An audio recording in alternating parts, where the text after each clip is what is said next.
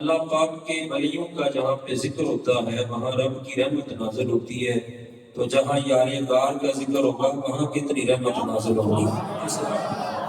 اس وقت ہم مسجد کے اندر ہیں، رحمتوں کے سائے کے اندر ہیں، تو اللہ پاک کی کرم نوازی ہے۔ ہم حاضر ہیں ماشاءاللہ، آپ بڑی توجہ کے ساتھ بیٹھے ہیں، اسی طرح توجہ سے آپ نے چند لمحات میرا ساتھ دینا ہے۔ پہلا جملہ میں آپ کی طرف بڑھا رہا ہوں، آپ کی توجہ، میری حاضری کا آغاز۔ صدیق جس نو کہندے او یار مصطفیٰ دا، صدیق جس نو کہندے او یار مصطفیٰ دا، جنہ سب تو گلا کیتا اقرار مصطفیٰ دا، جنہ سب تو گلا کیتا اقرار مصطفیٰ دا۔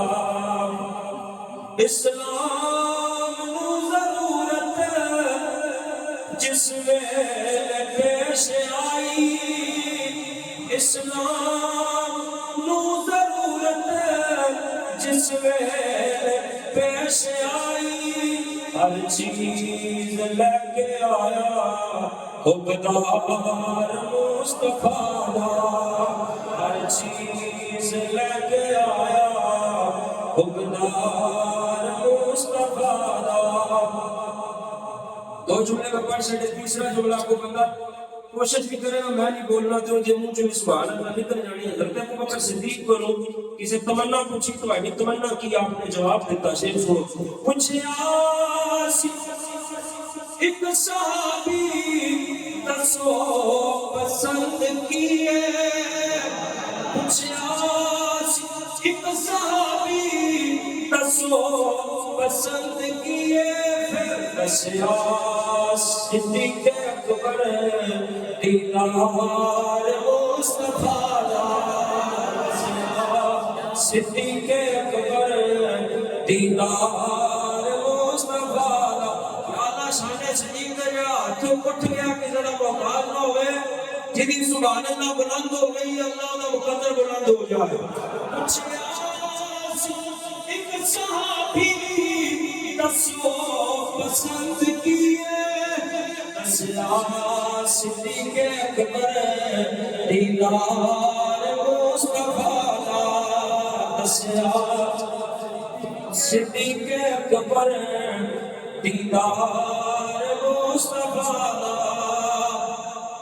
صدیق دانی ہوتے، فاروق دانی ہوتے،